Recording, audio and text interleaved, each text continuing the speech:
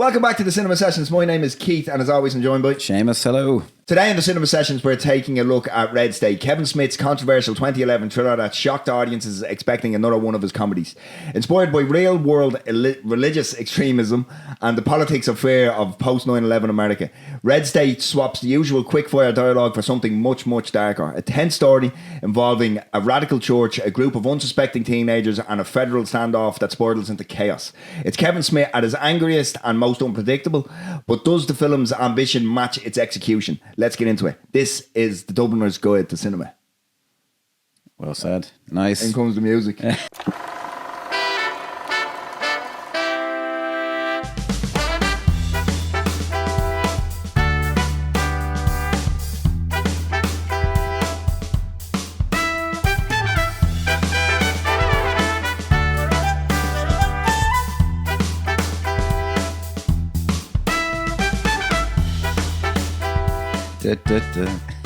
So, Red State. Yeah. Seamus. Well, do you mean, is that an offer? Can I go live in one? Because I'm so...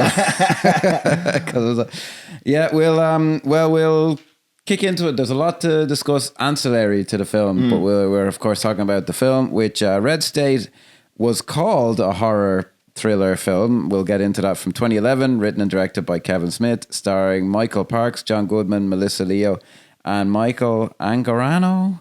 The film, and a bunch of people from Breaking Bad, we should say. The film follows a group of teenagers who respond to an online invitation for a sexual encounter, but instead find themselves captured by a radical fundamentalist preacher, Abin Cooper, and his militant congregation.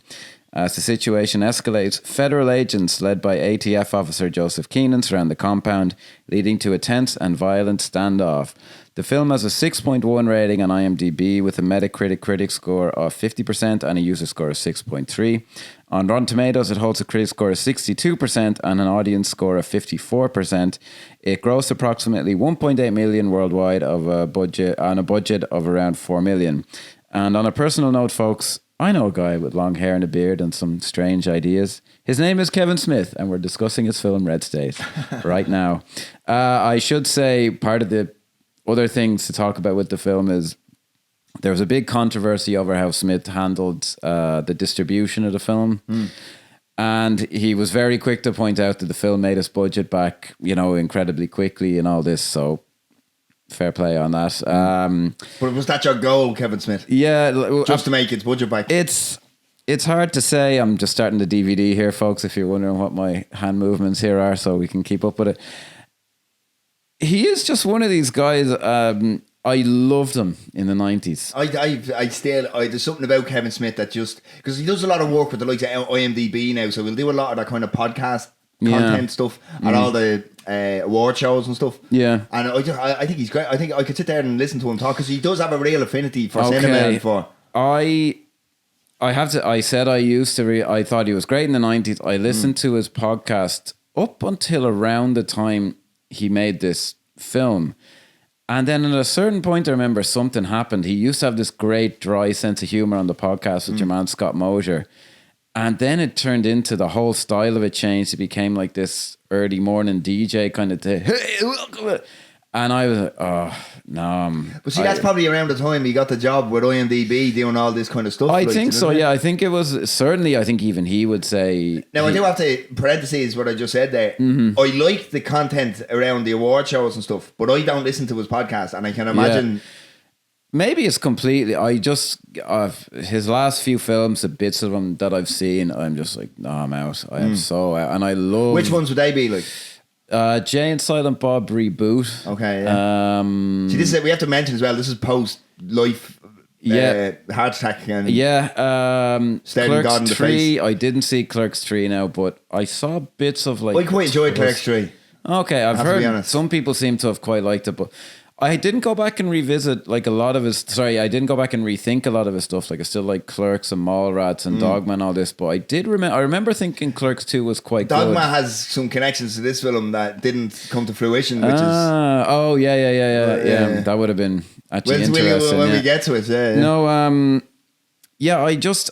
I'm a bit kind of depressed with the way he went. There was a guy, actually, I've mentioned him before, Patrick H. Willems, who did a retrospective on him, and I disagree now, but he kind of came around saying Jersey Girl was a real turning point in Smith's career because he was trying to make, a real studio comedy. And I really think that is a really good film. Now, your man who did the video on him said he thought it was his best.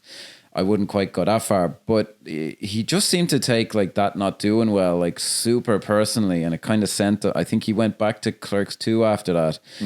And then he did Cop Out, the Bruce Willis thing. Which I fucking loved, by the way. Really? Yeah, I thought it was very funny. Like, I mean, I have to be honest, I might have to revisit that considering other people listen to this podcast and may think I'm a fucking madman for saying that. But from what I remember finding it quite funny. Like, do you know what I left out was Zach and Miri Make a Porno, which I did think was very good. I thought it was good as well. And he was very burned by how the Weinsteins handled the release of that. I remember because I was on the podcast and he was seriously like pissed off about that. Fair enough. And then he made Cop Out, which I did not like. Do you reckon he was in Die Hard 4 because he got Bruce Willis into Cop Out or vice versa? It was vice versa because I remember him talking about that. Was Bruce Willis on Die Hard thought Kevin Smith was this cool guy. There was a story of how he rewrote stuff and all this. And then the story is on like the first or second day of Cop Out, Kevin Smith tells this story. He says, I went to my DP, hey, the close-up, give me this. And he said, Bruce Willis like, what? And he goes, what lens is it? And he goes, I told him this. And for anyone just listening, he just kind of held up his hands and Bruce Willis apparently like, knowing your lenses, the director has like 3 jobs, Kevin, and knowing the lens is one of them. What the fuck? And he said, I think after that, Bruce didn't like me very much. And he's telling the story and I'm like, well, I kind of see his fucking point. Like, he's putting a lot of trust in you and you don't even know a basic fundamental part of your job. And especially at a time, and like, you won't have a bad word spoken about Bruce Willis to me, but he is the level of film that he was making at the time wasn't of a very high standard. Yeah. It could be around the time that people started to notice, like, he was putting in less and less kind of effort. It could be around the time, like, kind of his mental health issue, or how do you phrase that? Like, the thing that happened to him later on, I think mental health to me can be improved upon. Yeah, whereas mental illness is kind of happens to you. Yeah, what's whatever it could be his the disease that kind of seems to have taken over his life now. Could have been starting. Who knows? But he didn't get on very well with him. But I'm like, look, no one's saying the guy couldn't have treated you a bit nicer and been sounder, but he's got a fucking point, man. Like, come on, book up and just say 50mm or something. Like, Jesus Christ. So this film was kind of a reaction to all of that. And he pulled I remember hearing a lot about it because he said, I'm going to auction off my film, the distribution rights at Sundance. And then he got up and his producer, he arranged with some other guy and he said, yeah, I'll give you $20. And he didn't actually have an auction and all this. And he was doing like a lot of stupid stuff. Like he said, look at what I said. I said I'd do it auction style and I bought it in an auction. And you're like, yeah, come on, man. Like, can you not see why people feel like you took them for fucking idiots? Like, yeah. And he just seems to have retreated now into, well, my fans like what I do, so whatever. And like, fair enough, that's one true, way to spend your time. I mean, I remember when Jane Silent Bob Reboot was like, he was only showing it on tour, where it took a while to get a wide release of any sort. Like, so what was happening was he'd be going to these nondescript fucking buff-fuck place in America, like showing the film and having a Q&A afterwards. That's how you could see that film when it first came. So he did one that was only released as like a series of NFTs. That's mental. Like, yeah, he's big into all that. But yeah, I remember thinking that's a bit weird. Like, why do you do? And he just seemed to be kind of doing it to be. He didn't take how Cop Out was received critically very well, let's say. And I remember now, like back in the day, if this were 12 years ago, he'd find this podcast and he'd like listen to it just to hear what we had to say about him. He was very, very... I remember even on the Jersey Girl commentary track with Ben Affleck, he mentions like obscure internet critics and Ben Affleck goes like, man, you really... you read all of them, like, what the fuck? Get a fucking life, do you know what I mean? Yeah, look, he seems he seems like a really nice guy, but I can only say I saw 20 minutes of Jay Silent Bob Reboot. But I have to be honest, but I have to be honest about Kevin Smith, and the reason I have an affinity towards him is because you can tell everything he does is a labour of love, whether it works out or not, whether it can be fucking borderline arrogant or anything, whatever he does, it's all through a labour of love and a love of cinema.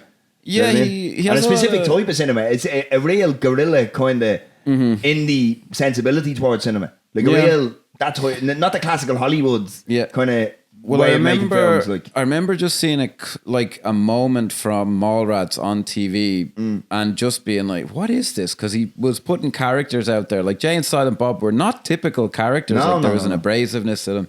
They were about, like to me, like these slacker guys in the 90s were like, oh, that's very hip. So like there's great stuff about his original run of films. Mallrats now being my kind of go-to. That'd be my favourite still. And I should probably rewatch it.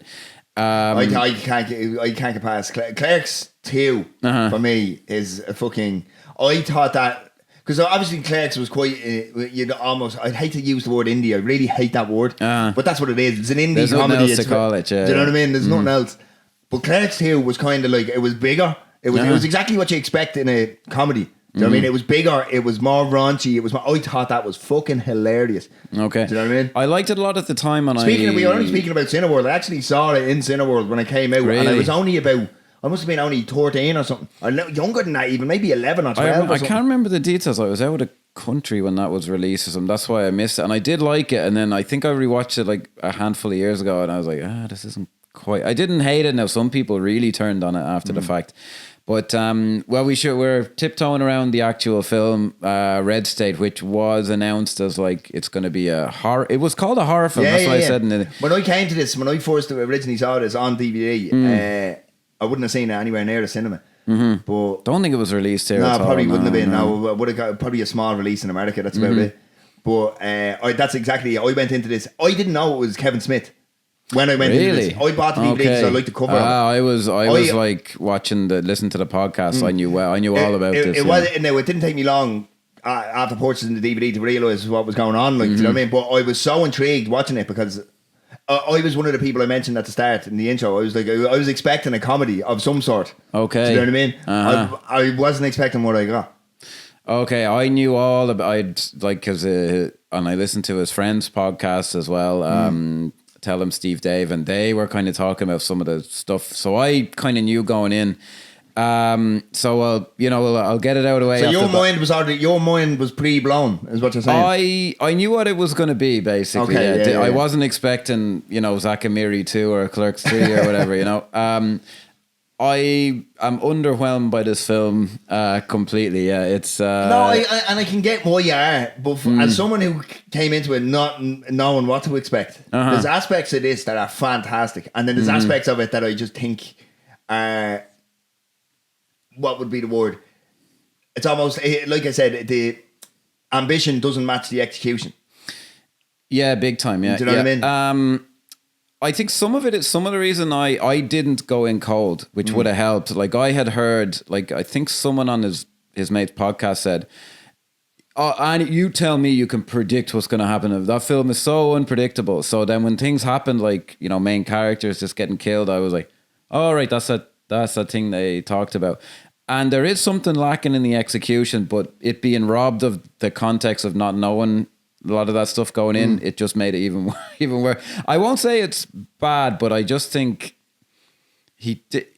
I agree, like he does things out of love, but I don't think he has the discipline to just sit down and like really turn the screws on things. And like if like some of the main characters who gets killed, I'm like, well, you didn't really put the huge effort in to make them a main character. We just kind of assumed they were, because I like the guy. So basically, the main characters we're talking about are it opens. The film opens with the film opens with one of the teenagers, 3 teenage boys. Yeah, which is all that there is to, and he is kind of quieter than the other two, which is typically a tip of the hat that he's going to be more important, but he's not. Michael Angarano, who just looks like he's 35 years old. Yeah, he does. Yeah. No, and he doesn't look appreciabably from a different generation than his mother. So the film, it's a perfectly serviceable opening couple of scenes, I think, because we learn, right? So this guy, it's a small town. And then we see the 5 Points Church, which is basically the antagonists, if you want, of the piece. Yeah, and they're doing the whole God hates. Yeah, clearly modelled on the Westboro Baptist Church. 100%. Yeah, which I assume kind of nearly everyone knew about it, and I don't know why, but Louis Theroux did some great documentaries on it. And they're just kind of generally known kind of figures who. Yeah. Well, they're the ones who because they're even brought up in this. by the teacher about how, which is, I found was a really interesting piece of writing. Because basically, essentially what happens is we meet the family protesting outside funeral, which we actually learn. I'll come back to that. We can mention it later. It's revealed later why. I never realised that. I only realised that this watch. Yeah, it's kind of a background detail. I can't dance around it, right? So essentially what they're doing is they're killing homosexuals. Yeah. And there's a piece of dialogue from a news reporter explaining that he was the person who was funeral wrapped in cling film. Or saran wrap, as Americans might say. And I never copped that online. So I just thought they showed up. Yeah, I don't know that I know. I think I only saw it the once back in the day, and then I rewatched it for this. So I do find, because it's complete. I find some of the Smithisms in the dialogue a bit. I found the teacher. So the second scene is the guy in class, and the teacher kind of gives some back, which I thought was okay. Like that's it's all expository that, but it's done quite. I think it's actually quite a good actress, or actor. Oh, I was about to say the opposite. I don't know if it's just. I don't know. It just seemed weird to me, like the way she's like, everyone thinks these guys are knucking foot. So I'm like. But that's an actor doing what she's being asked to. Yeah, there's some mismatch there. There's something about that I don't. But I found, because I thought she was quite natural. I could believe maybe she was a real teacher. Like that's what I was thinking. Maybe that's horses for courses on that one. Look, some of it's okay. I do find a lot of because the other thing with this was it's his stylish one, and I was like, no, it's not now. The style he has in this, which is kind of jerky, handheld, very I think it's over edited, but it's hyper kind of kinetic editing. It was very trendy at the time. So when you say he's doing X, Y, or Z, I'm like, well, he was just kind of copying what other people did. He does it actually reasonably well. But again, it was never his strong point. Although Zach Amiri and Jersey Girl, what was funny actually on Jersey Girl, they had a really good cinematographer. And he was just essentially, even on the DVD, like, we didn't get on well with him. Like, he was just, and I was like, well, he made your fucking film a lot better, mate. But Zach Amiri was quite decently visual at times as well. Yeah. Whereas this, I'm just like, I was on a few sets around this time because I was doing more, kind of actual film work and all this. And I could just see, like, this does not take that much effort. They would just have a cameraman, like, moving around and, like, randomly zooming in and out the camera. And I was like, this... It was a bit of a dark time, that, wasn't it? Yeah, it was not a great... Look, that's just something that was trendy at the time. And he does it reasonably well, I gotta say. But it is like, it wasn't quite him being innovative, if that kind of makes sense, So there's a lot of very un-PC dialogue with the three guys. But the three lads get together and there's some, like, weird... It's a bit nebulous. Like, one of them found this... chick website online who wants to bang but it's not like that. They found a website. These websites exist. That's true, yeah. I have no problem with that. It's just a little like, look, they just needed some excuse for this to happen. But I think, and a few people pointed this out, why are the church going after these guys? Like, because they're there for a heterosexual act that does involve other dudes. But it is mentioned Jordan the sermon. Abin Cooper goes, maybe you're worse. And he goes and he explains how Sodom and Gomorrah is destroyed because of the fact that you're laying down with one woman and the tree. Forgive the pun, but that's a bit of a cop-out. Yeah, probably, I don't know what to read into that other than maybe there is something subconscious of, like, he wanted to make a movie about, like, those kind of guys, like if they were just straight up gay teenagers, it's a very different, like, that'd be way more sympathetic than a bunch of fucking these, teenagers. Yeah, they're using very impolitic language with each other, and fair enough. Like, I mean, it's not inaccurate. Like it's not. Teenagers speak like that to each other. The dialogue is not inaccurate, and I think again, I think it would have been a more I think he could have really pushed buttons if they were more sympathetic, or make a horny gay teenage characters, which would have been really interesting. He went, with that. Do you know why I think that wouldn't work? Is because look, forgive me if I'm wrong, but there's no work involved in a horny gay boy going out and getting his hole. Do you know what I mean? There isn't, like, do you know what I mean? I don't want to sound fucking... Sound off in the comments, guys. I don't want to sound uncute but I don't see it as, like, do you know what I mean? My understanding is... There's effort that needs to go in Like they have to, like the boys can't just walk outside and this is happening. They have to travel to the next city over. I've seen statistics that now you could have made maybe something more. What's the next step you're saying? What? Just men who prefer the company of other men. They find it a lot easier. They're more men are generally more promiscuous anyway. That's what I'm saying. But that's what I mean. So they could have made some hay out of it, like it being in a red state and it's kind of difficult and all this. But like he wanted to make the tone of what he was going for is kind of like a throwback 70s weird movie with kind of weird shtick in it, and that's fine. I don't have an issue with it, but it's like, why? It is a bit of a logic issue, but it's not that much of an issue, to be honest, you know. Because I mean, it does, especially because I mean, once they travelled to Coopersdale, I believe it's called, the area. Oh yeah, I think so. I think I don't know if that's what it's actually called, because obviously Abin Cooper is the name of the character. Yeah. So I think that's just his compound or whatever. But I think he kind of has the whole thing in his grasp. Yeah. So they're driving along and they sideswipe. This was actually, I thought, kind of a nice detail, but again, I just found it didn't make a whole lot of sense. One part of it did. They sideswipe a car and it turns out it's the sheriff in the car and he's getting blown by some dude in the car. By some wetback. Yeah, is it? Yeah, I think it is, but that's what he's accused of later anyway. Yeah. No, well, they have photos. So because this is when they're trying to explain to him, don't.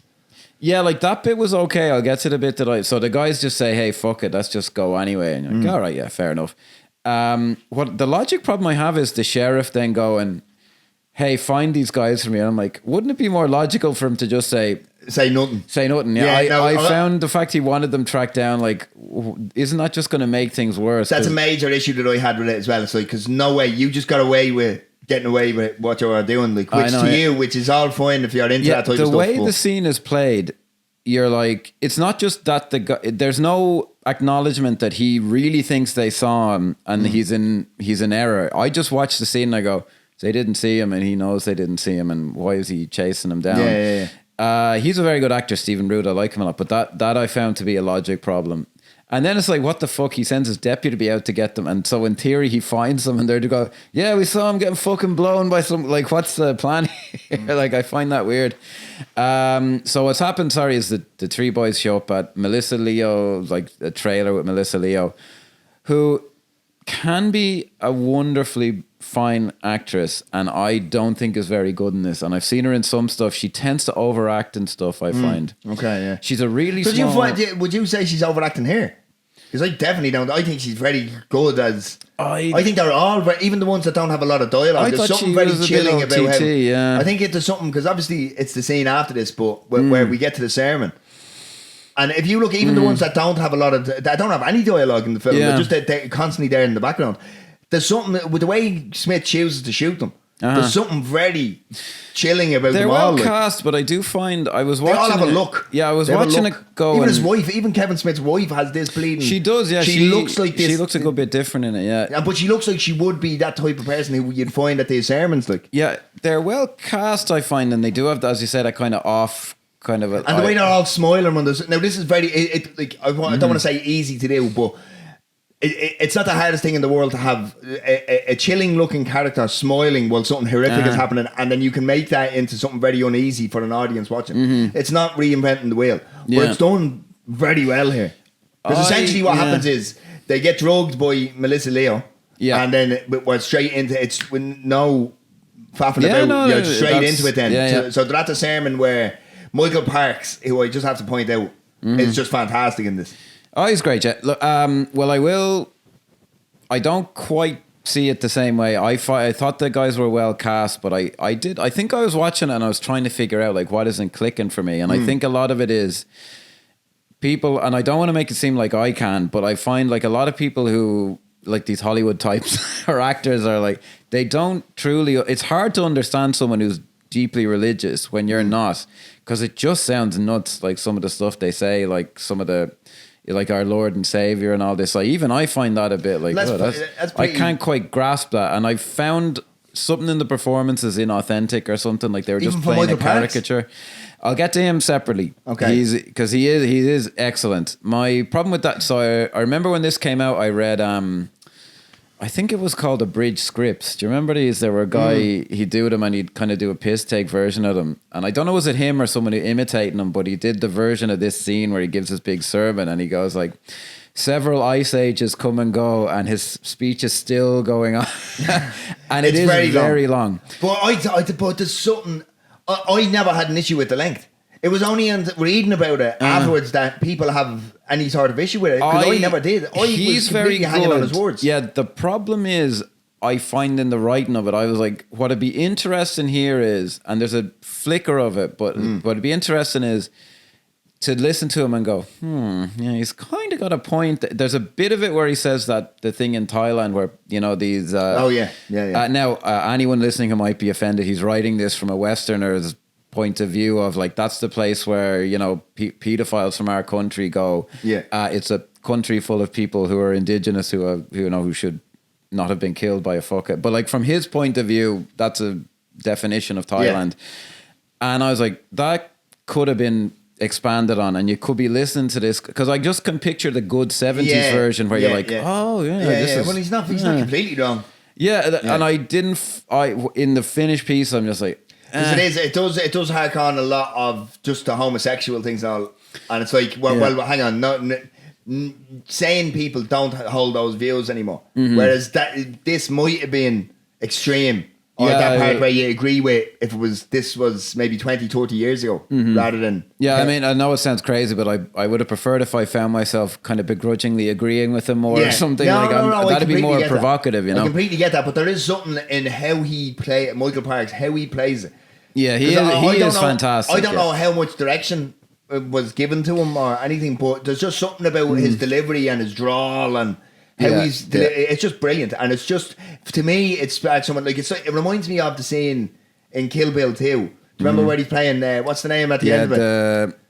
The Spanish guy. I can't remember. Yeah, I remember the character. I can't remember the name. It's very similar to that, and what I mean by that, it's just obviously Parks has a distinct delivery.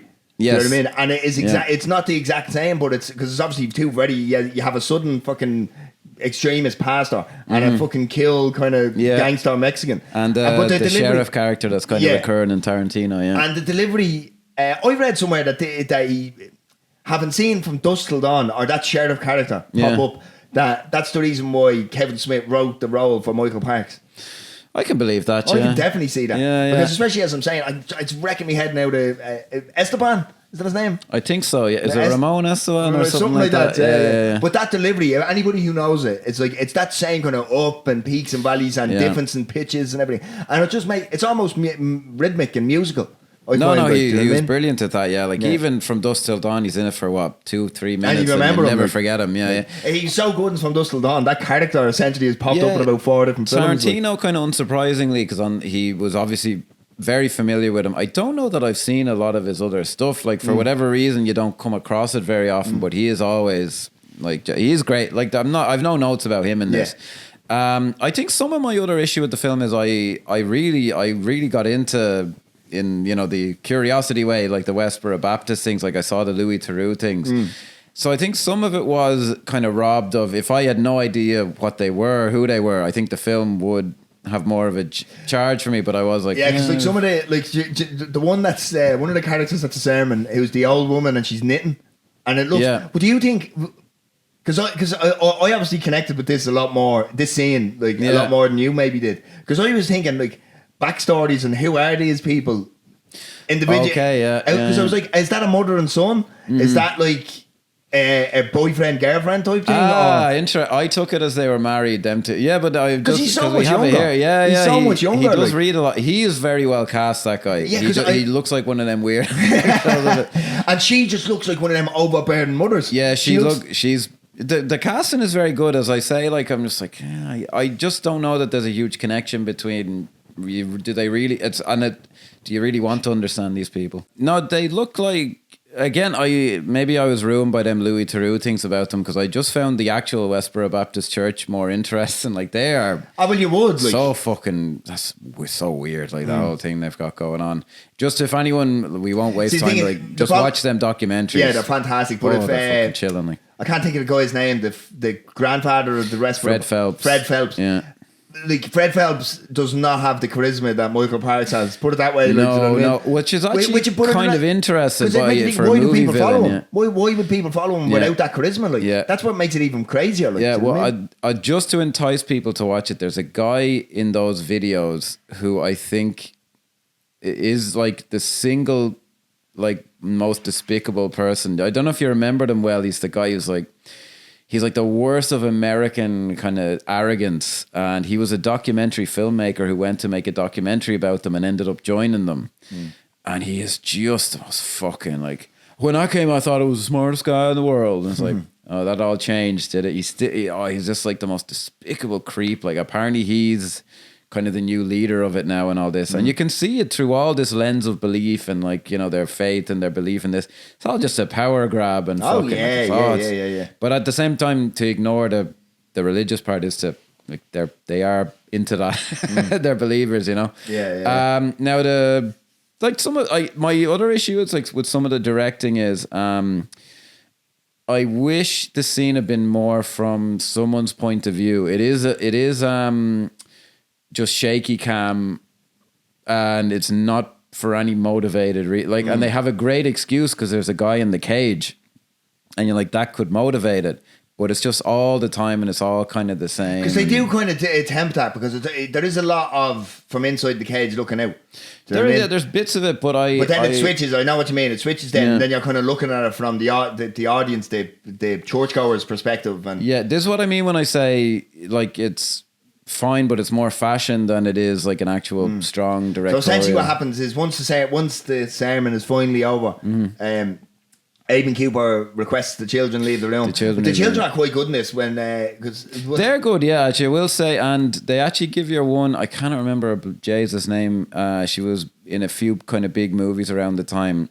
I can't remember the blondie one. The blondie one. She was in Scrubs, the season. Was she? She was in. Do you know the one where they came back and Dave Franco was in it and all? Like, okay. Oh, Jesus, didn't see that. No, I saw her in a movie, the Elijah Wood film called Grand Piano, which is actually kind of an interesting. She has a big role in that. She's actually maybe given an actual character to play besides Michael Park. But that's way later on.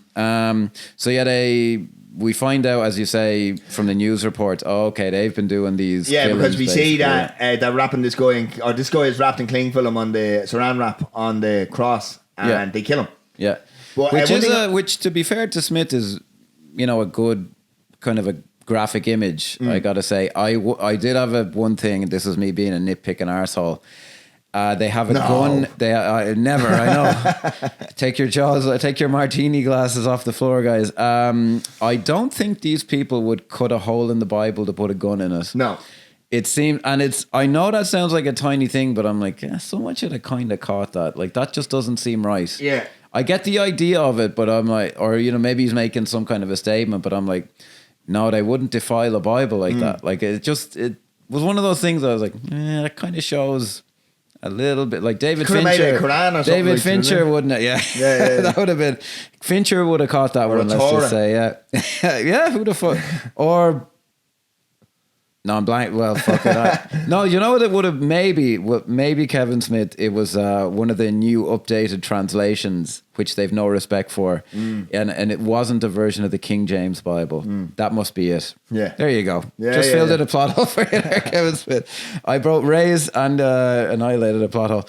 But like, it is for the film is trying to be a kind of a grindhouse, kind of an unpredictable fucks with you kind of a film. But see, the thing is, it obviously with you knowing kind of. With you going in expecting a certain amount, with me going in expecting, there's twists and turns that happen and the pacing of it. Like, this movie's at a clip. Like, I know, I know the big sermon in the middle of it. It's kind of like, whoa, hang on, because we've gone bang, bang, bang, and now we're chilling out for a while.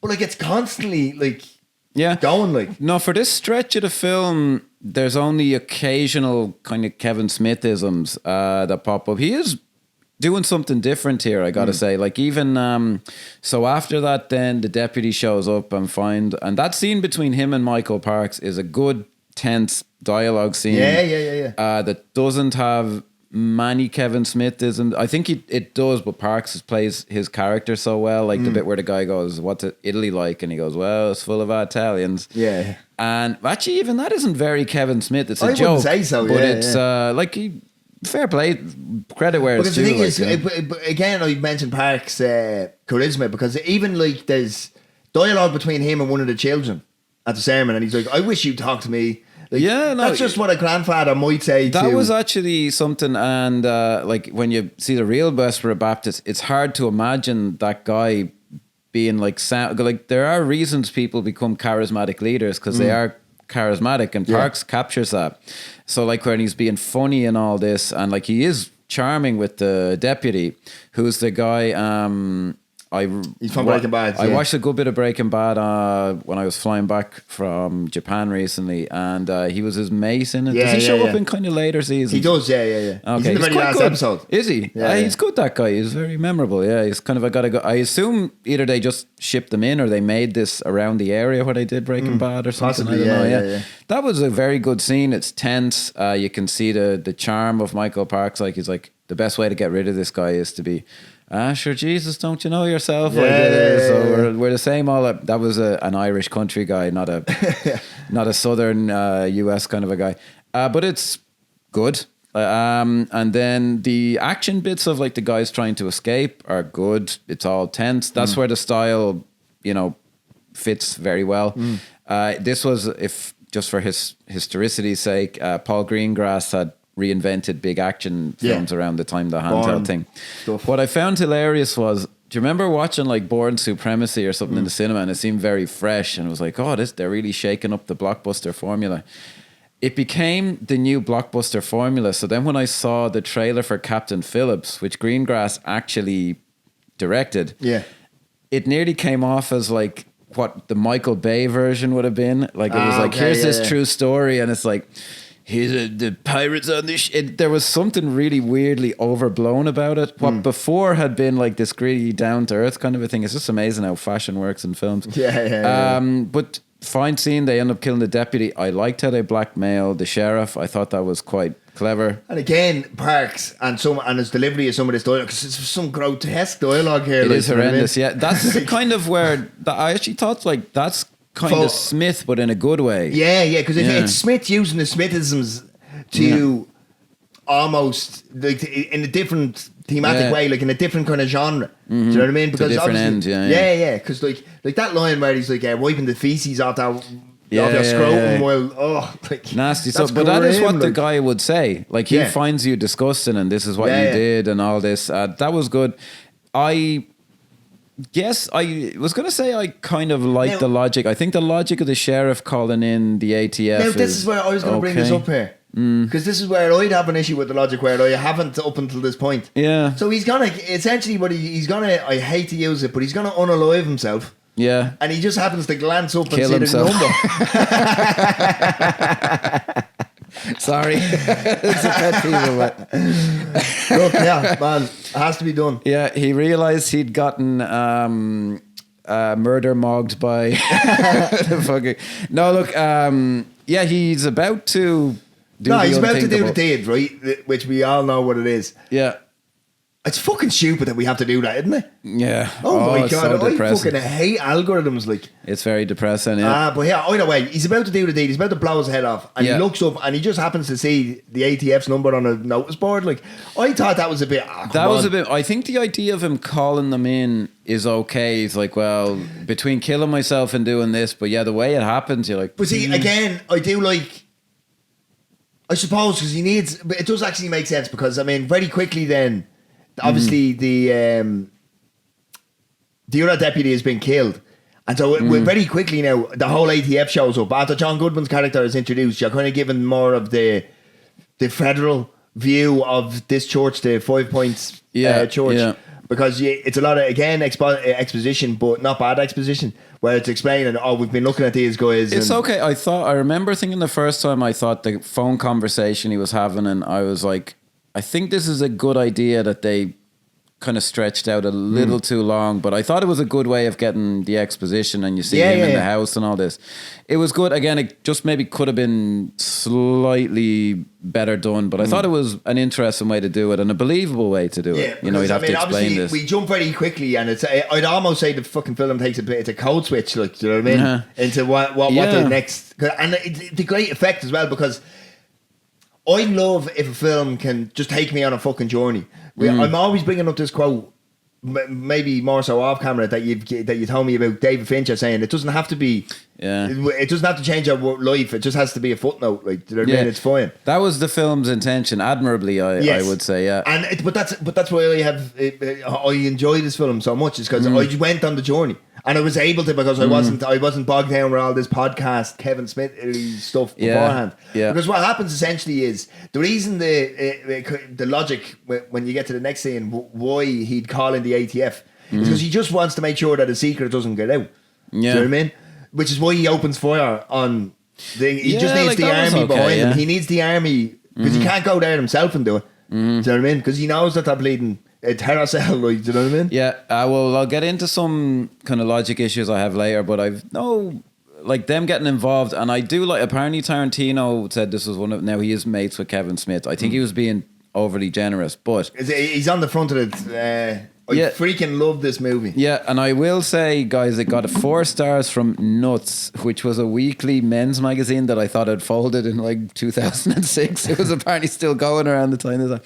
No, to Tarantino, he may well have really liked this, because it is what he often talks about, which is this is a story which evolves and changes. It isn't just a lot of people would have just made the Siege movie, which Tarantino would say is a situation and not a story. So to Smith's credit, I think introducing the evil... what do you think of Kevin Pollak before you move on? Because Kevin Pollak is obviously I think he's very friend funny. Of the show. Big fan. I thought he was very funny, and it was just kind of an empty shock moment, but fair enough. I thought that was grand.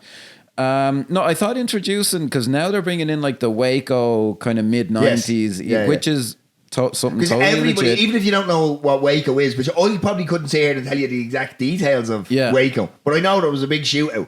Do you know what I mean? Yeah, I don't know. It just sat a little incongruously with me, like the two things, like the Westboro Baptist Church, and then you're bringing in this other thing. And I thought maybe bringing it in earlier, you would have lost the kind of fun element of it being a bit of a, as you say, a code switch. But I think it loses a little, because you're like, well, where does this come from? I mean, this is where I have to give some props to Kevin Smith. Do you know what I mean? It's not easy to make a Siege shooting back and forth fucking movie. It's not, because if you look at, like, it's a film that I'm always reminded of, Free Fire. Have you ever seen it? And it's essentially, it takes place, it's 90 minutes, it takes place in a warehouse, and it's just people shooting at each other. A friend of mine worked on that, actually. Yeah. I loved it. I quite enjoyed that film. Okay. Because it was just, like, something happens at the start, the inciting incident, right? And then bang, it's an hour and 10 minutes of shooting back and forth, and it's just dialogue and stuff between people. Yeah, well, that might be, now just saying, in case anyone, that'd be, I think, a film. Now, maybe Tarantino loved it. That would, to me, be like something Tarantino would say is a situation movie. Whereas this, as I say, admirably kind of evolves. So I'm viewing it in terms of, did it entertain me? Or did I go, all right, did it, at any stage did I just say, oh, these people are just shooting at each other? But it's similar to this. I didn't get that vibe, right? Because there's enough going on around it. There was a crackle there from my microphone, folks. There's enough going on around it that I just think it's done very successfully. Like. I will say, the last like half an hour of it, it does turn into, and I've seen way too many of these films because we had Sky Movies when I was growing up, like where it just turns into, it's an action movie, but most of it is conversations in rooms with like machine gun fire in the background and the soundtrack. It turns into that.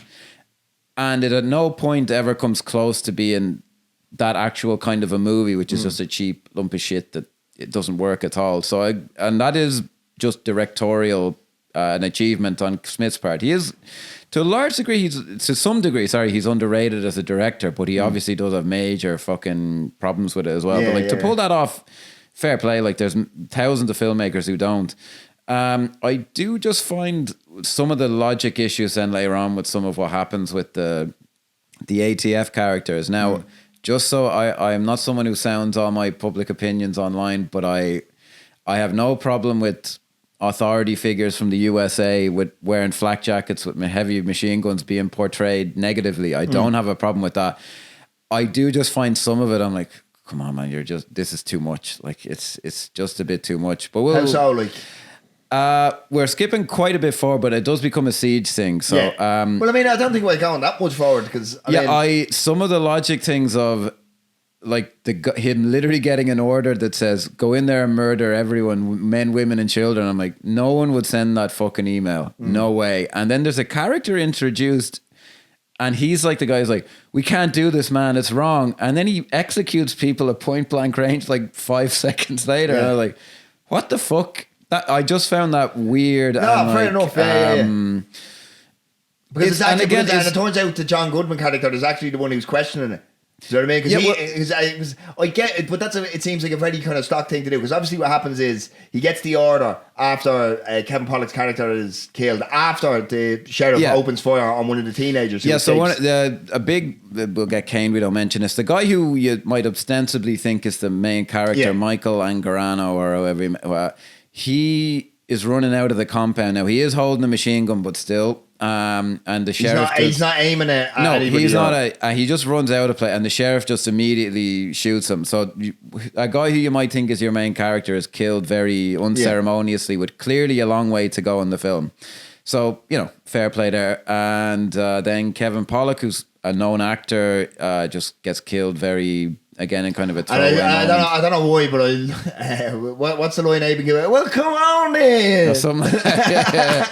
Like, it's believable. Like, they don't come off the ATF as like, it comes off as like, well, they just wouldn't think that it's going to kick off this badly. Like, that's kind of successful, I think. But I've no problem, because like the way they handled the Waco thing now, this is where we're cutting into real life here.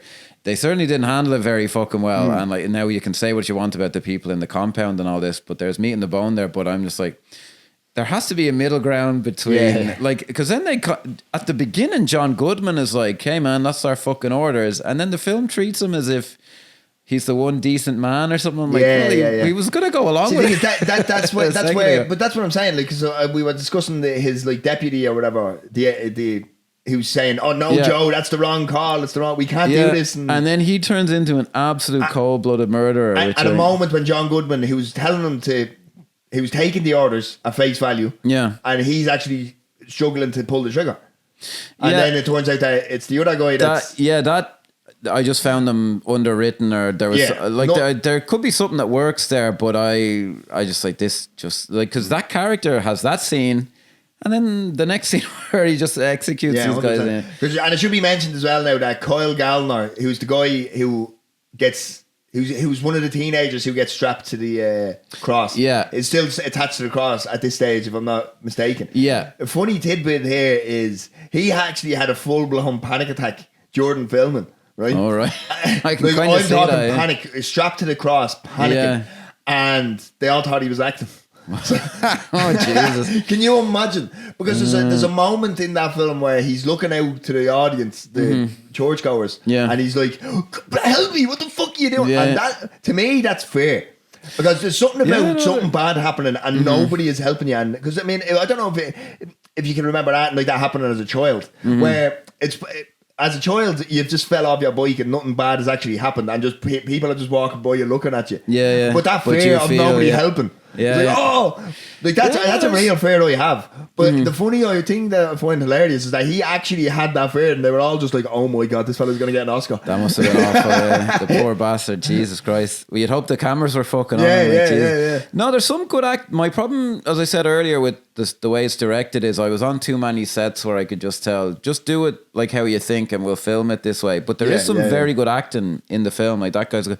The scene where Goodman confronts the sheriff after he shoots the guy is very good. It's apparently the sheriff stumbling and falling was just really what happened. And they captured it, went well. Because Goodman is very but Stephen Root as well plays that character fucking very well. Like, he's brilliant. That kind of bumbling.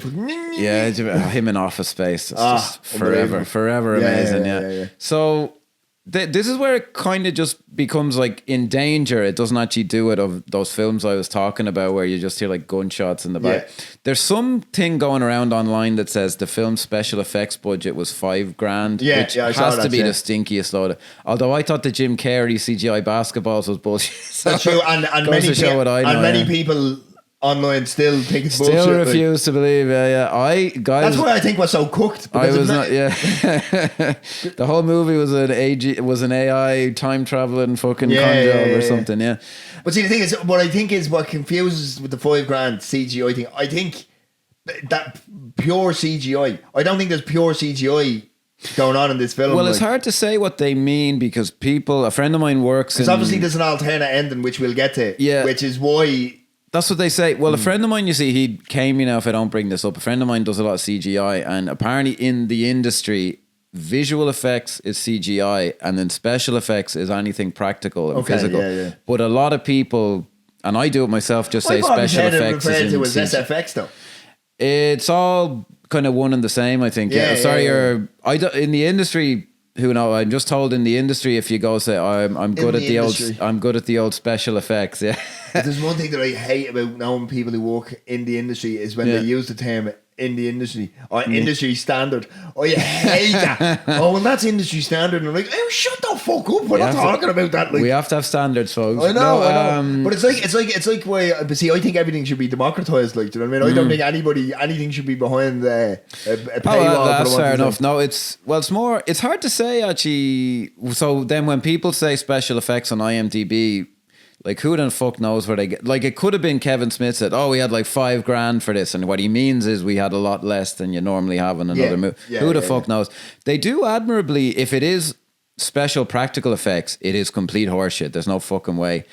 If there's so little CGI in the film that it only costs $5,000, maybe. I didn't notice a lot of it. And as far as I can tell, the gunshots are admirably practical. Like, the only thing that I can...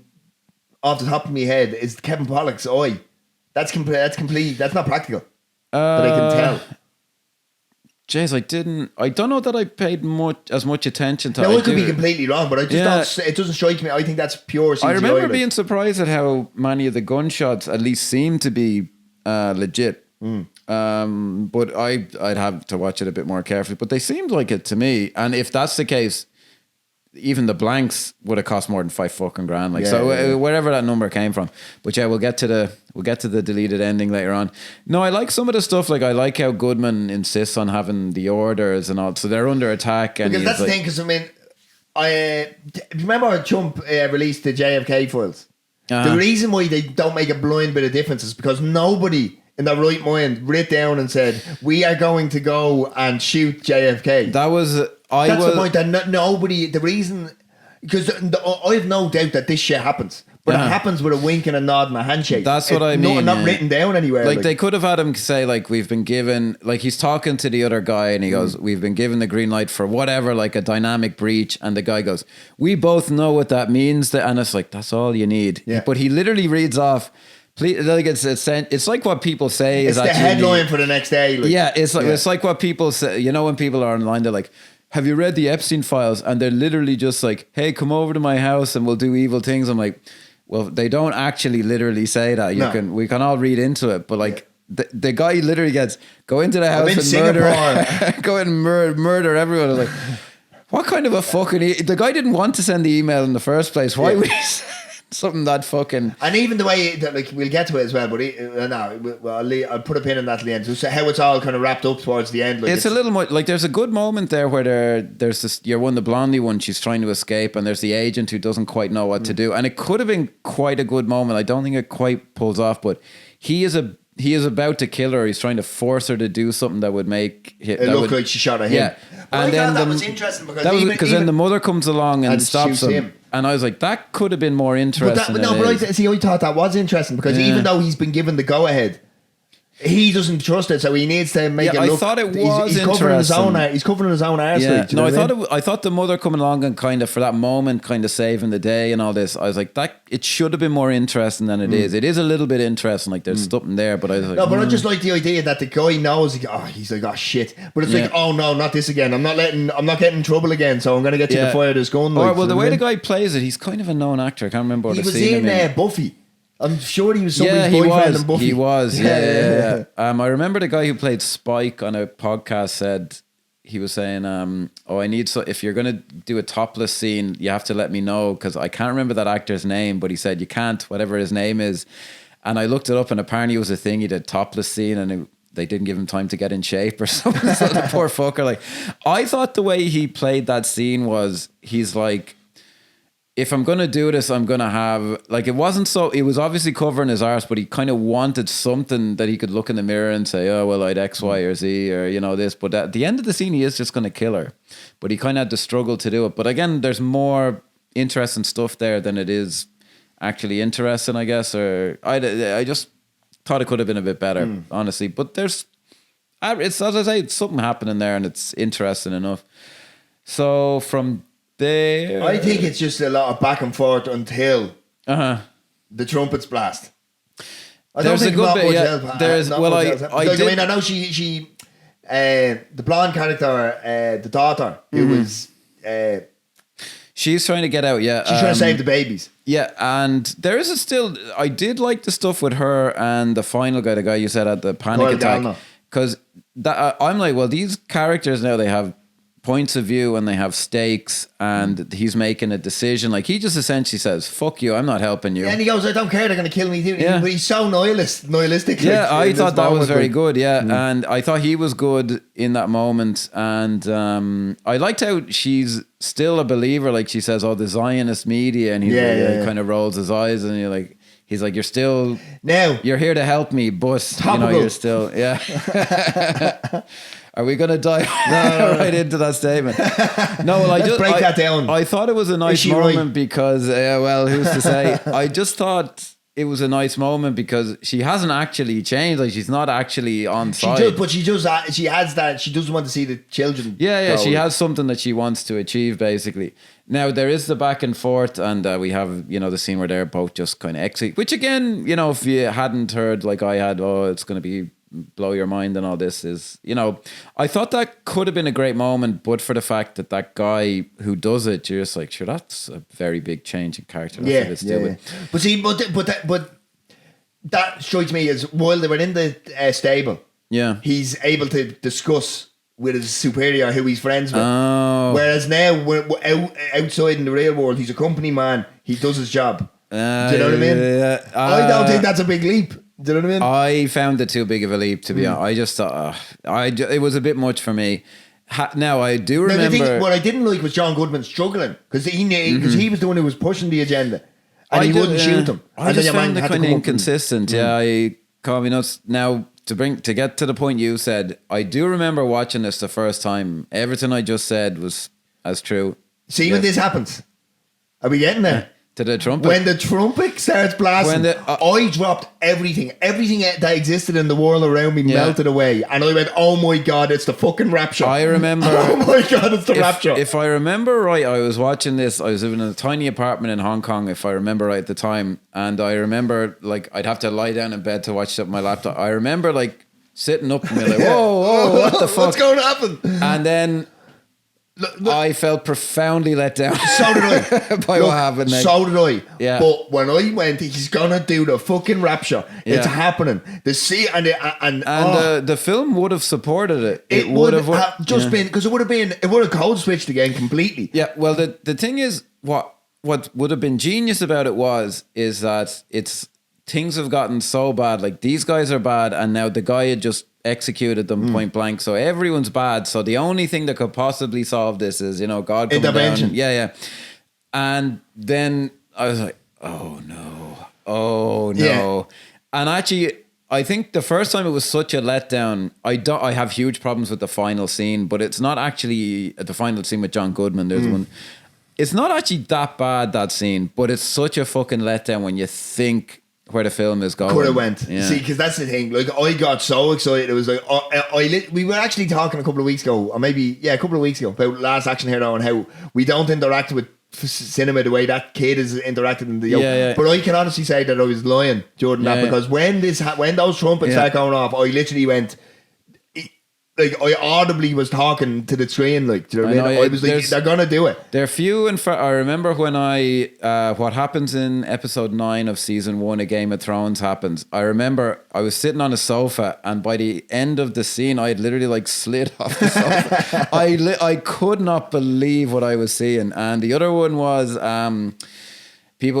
half the audience will roll their eyes and the other half will not. There's a scene in Ready Player One, the scene where they enter a certain iconic location from another film.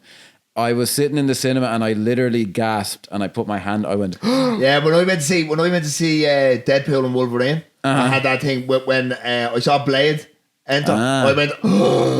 And there was somebody sitting, I was on my own, and someone sitting next to me, and it was literally just one of those situations where they look at me, and I could see them looking at me, but I just kept looking straight. Like, yeah, they're to be cherished, those moments. They're truly. And this was, if he'd have followed through with it. Well, I remember physically sitting up in my seat and going like, whoa. They're doing it. They're actually doing it, and I couldn't believe it. And the way Parks plays it is great, and the way Goodman plays it is great. And the way he starts, they're dancing out, and... Yeah, it's just the back of art is like, because there's a look on John Goodman's face like, what the fuck is going on? Yeah, he's just playing it like, what? This is it? What? Like, it's so overwhelming. No, because he's like, is this happening? Like, is this? It's all no more fire and brimstone from you, Pastor. We were wrong, like, you know. No, but you know what he said? But that line is like, no more fire and brimstone from you, preacher. And he goes, that's all that's left for you, sir. Well, what I found. You probably noticed better than me. My reading of it was everyone was going to be killed except John Goodman's character. Is that right? Someone was left to find it. Were you able to find the alternate ending? No. So basically, we can. I'll tell you what. We'll do the actual ending, and then we'll circle back. Yeah. So essentially, it's a fucking. Bait and switch. Yeah, it cuts to a 3-hander dialogue scene which goes on for fucking like 5 or 6 minutes. Yeah.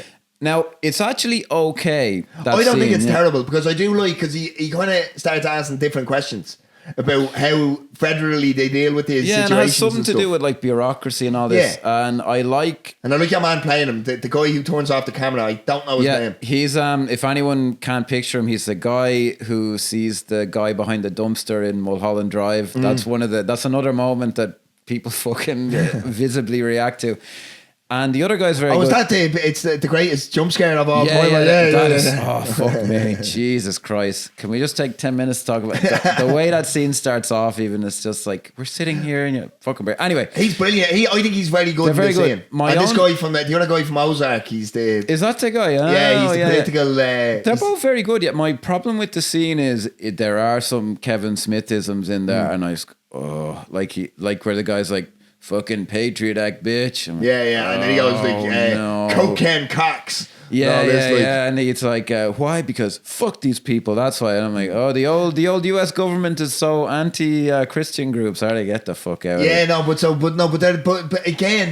problem with the Smithisms is that there is some good stuff mixed in with it, and it kind of just dilutes it. The idea of it being reduced to this passionate bureaucracy is a good idea. The problem is the scene is a million years long, and you're like, it's like when are we getting to the fire? When are we getting to the rapture? Hurry up! Because it does take them ages to get to what actually happened. Because they actually stop and go, but what actually happened? And then they explain that, and it's a really overly long explanation. Yeah, it's like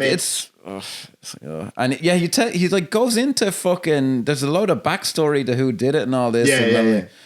Oh, Jesus Christ! It was. I don't think it's an awful ending, but essentially what they're going to do, they're going to lock them up. They're going to charge them, not charge them, but they're going to brandish them terrorists and keep them locked up forever, which is what happens in Guantanamo Bay. Which there's some real world questions being asked of this is what they do. Like, they'll just brand you a terrorist and you'll never see a day in court. That's the NDA. Look, it's like. I've nothing wrong with like the statement of it or whatever. It's just the execution of it. I'm like, oh jeez. The original ending, yeah. The actual ending that was, well, they say was meant to be, but budget constraints confined them to this ending, right? This, as we'll go back to the energy of the trumpets are blasting. I'm like, oh my God, they're going to do it. Now, there was actually in 2015 animated version of the actual ending release. I saw that. Was that official? I could not find it. Yeah. I don't know if it was official. But I couldn't find it. I can't find it anywhere. So maybe it wasn't official and it's been blocked everywhere. I read what it was supposed to happen. Which is amazing, right? So the angels come and they're slaughtering everybody. People on the church side, people on the ATF side, everybody. And the angel who's doing the majority of the killing is Ben Affleck's character from Dogma, which I think is fucking fantastic. That would have been nice. You want a Kevin Smithism that's going to work. That's one of them, like, you know what I mean? And the 4 horsemen of the apocalypse have been released. And essentially, the rapture has come. Like, everybody's just, it's gotten to the point that basically what they're saying is everything's gotten such to the point that we're all fucking evil, we're all this, that the only thing that can help is intervention. And Ben Affleck comes in and slaughters them all. Like, that would have been fucking, given the injection of once those trumpets start blasting, I would have been locked in for that. And I think we'd be sitting there talking about one of the greatest endings to any film ever. I genuinely believe that. Yeah, well, what's genius about it is it's been through the film like the whole time, but it'd still be unexpected. Like, because you just as an audience just assume like, well, these people are full of shit and fucking all this. And the genius for a moment, I think as well, was you're like, Jesus, if that's happening, then are they on these guys' sides? Like, there's a moment of uncertainty there. So on every level, it would have been fucking great. And then, unfortunately, it was too exciting. I just am like, the way he raised the money for this, I'm like, couldn't you have fucking got an extra million? Just quid, that extra whatever he would have needed. So I'm like, it would have been one of those ones. In. Yeah, I would just say my issues with the film would still stand, but I think we'd be having it here going, I would have to say, no one can deny how amazing the ending is. Because I mean, I'm not sure, I don't say that it's not hyperbole. I'm not like this would have been one of the greatest endings to anything ever. I genuinely believe that. It would have been great. I'm talking the fucking Usual Suspects, everything thrown in. Like, I'm talking, this would have been such an ending that it would have just been fucking. It's a shame, yeah. I remember like being like, huh? Yeah. And then just. That's the feeling. But that's the thing. Like, once those trumpets start going, that's literally like, I went, oh, they're doing it. I know, yeah. It's the rapture. Do you know what I mean? And then I'm getting flooded. It's like fucking just being overwhelmed by thoughts of whose side are they on? What's going to happen? Yeah, there was a ton of, and these guys were right. Is he going to make a real? Is he going to make a real statement? Is he going to kill the ATF and then we'll see Abin Cooper float up, or like what? Like what's he going to do here? And then unfortunately, it didn't work out that way. But that ending would have been fucking fantastic. Yeah, because you wanted them to all like kind of spontaneous combust. Do you know what I mean? Yeah, it would have been. It's a shame. And then just seeing Ben Affleck would 100% done it for free, like. He would at the time, yeah. I think were they did fall out they weren't like as Paddy, but I think it was around the time they were still. Even if it weren't him, like, it'd just be cool. Well, you have any of them, have Matt Damon, whoever. Yeah. You know what I mean? Shame. Alan Rickman was still alive in 2011. Wasn't he? Yeah. Dogma 2 was happening. Yeah. Oh, good lord. Well, we'll see. That came out on 4K recently. Yeah. I must pick that up. They re-released it as well in the cinema. Oh right, I saw that. Yeah, I didn't get around to seeing it, unfortunately. Yeah, look, that was. I remember I saw that and Jay and Silent Bob Strike Back in the cinema. And when I tell you, the audience was fucking into them. It was. Jay and Silent Bob for me have always been better characters in other films. I love Strike Back. I love the first film. That's why when I say there's some very interesting stuff. And when you actually explain Kevin Smith's kind of sensibility or personality at the start, it kind of makes sense that Jay and Silent Bob are going hunting people who give them negative reviews. Yeah, that was so fucking funny. No, I do remember that guy I mentioned at the very start, like when he was talking about, doing the retrospective and all this. He said, "I'll just never forget the way he said it because I love Strike Back, and then whatever one it was, Reboot." And the guy was criticizing. He goes like, and it has this really bad digital photography that makes everyone look like a gaunt corpse. I was like, yeah. That's what I saw in the 30 minutes or whatever I watched. I was like, oh, this is just depressing. I'm turning this off. But like, there's a lot of going. This could have been, I think, a turning point in his career. He kind of went I don't know. I never saw Tusk. It just didn't seem. I haven't seen it either, but apparently Justin Long is meant to be fantastic in it, but I have not seen it. Again, it just seems like this, and it literally apparently came from like a podcast where he goes, "What wouldn't this be funny if this happened?" And you're like, all right, yeah. I mean, it sounds like kind of fucked up, but I don't know if he's quite got because the chops it's kind of body horror kind of fucking stuff going on. It's definitely it's a weird idea. Of, like there's something, and the fact that you can get funding for it's great. But I think after this, I was like, if I hear it's not that great, it's probably not. I'm a lot more forgiving to this film than obviously, as I said, like the ending, obviously, because I only recently. It's not as if I knew about this when I've watched this film for years, and it's only in the last week that I've realised the whole alternate ending and stuff. Oh really? Oh yeah. Like, I think I remember reading it. Again at the time, I just read that it was originally actually going to happen. And I was like, oh, that's a bit of a shame. Yeah.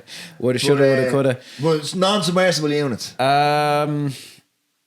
You've gone first for a while, so I'll say the obvious. I think Michael Parks is great. I think I'll give you Michael Parks if you want to say him. I think the nature of it being a kind of a fuck with your head, kind of people just get randomly killed. I think that's kind of something people latch onto when they say they like it. Just in terms of quality, he's kind of obviously really great in it. Yeah, no, I echo that. Fantastic. But what the non-submersible unit for me is that feeling. Now, obviously, Jesus Christ, like that feeling as soon as the trumpets blast. That feeling, you can. We were robbed of something magical. Yeah, but that feeling that I got when those trumpets went off, I will never forget that feeling, and I still get it. Watching it now, it's like I wish something different happened. Yeah, because it's a great way to introduce the idea, just the sound of it, and you know immediately what it is. Because it just comes out of nowhere, and just it's so loud and abrupt, and you're like, I don't know. I genuinely, when watching this, I didn't know that trumpets will blast on the day of judgment. Or that's all legit. Because I was just going to say, would someone like in Japan, which isn't very, would they just be like, what's that supposed to be? Yeah, I didn't know. I didn't really? know. I think it's because of Johnny Cash or something. Like he used to talk about that stuff a lot. I think that's how I knew. Maybe somewhere in my brain I was aware. Yeah. Because trumpets, as soon as I heard it, I was like, oh my God. Yeah. So then, well, you know something's up. You know, something kind of supernatural.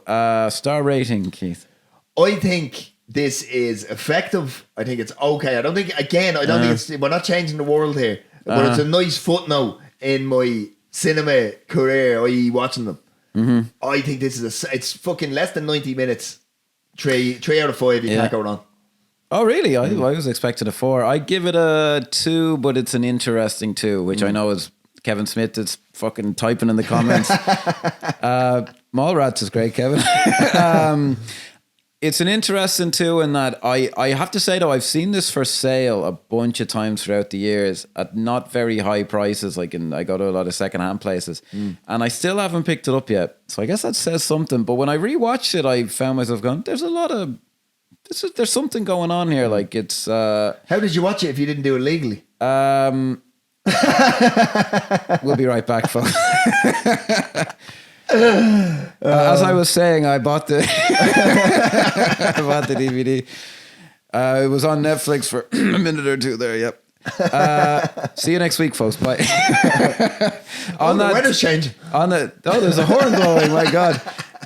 On that bombshell. I think we've left nothing in the dressing room on this one. I think it's all good. Yeah. It is. I would. Some of his later stuff, as I say, the bits I saw that Jay and Silent Bob. Yeah, because there seems to be like a divergence from around this time till post heart attack as well. It's like he kind of. Which I'm very happy. He seems like a genuinely super nice guy. I've heard nothing but good things about. He's a great guy and he's very friendly. And he looks fucking great. Yeah, fair play. I don't know. I think a lot of people checked out around the Yoga Hosers time. Like that just seemed like some of his stuff recently just seems like. I think it's for the hardcore fans. Yeah, it's all like his kids are in it, like Robert Rodriguez's kids. It wasn't one Johnny Depp's kids, or Johnny Depp was in them or something. And it's just like that's super nice, man. That's great, but it's 90 minutes of my time, and you're not getting it. I'm sorry. But look, ever hopeful, maybe something in future. Maybe Red Dogma State 2 2 we'll actually get to see. Red State 2, yeah, we'll see the original. Because he seems to be ending, coming back with a lot of sequels, like a lot. Yeah, why not? Fair play to him. Fair play to him, yeah. Right, so like, subscribe, let us know in the comments. Did you enjoy Red State? Mm-hmm. Did you think it was Kevin Smith's magnum opus? Yeah, or not slightly less. All right, thank you very much, folks. Cheers. Cheers. Bye bye.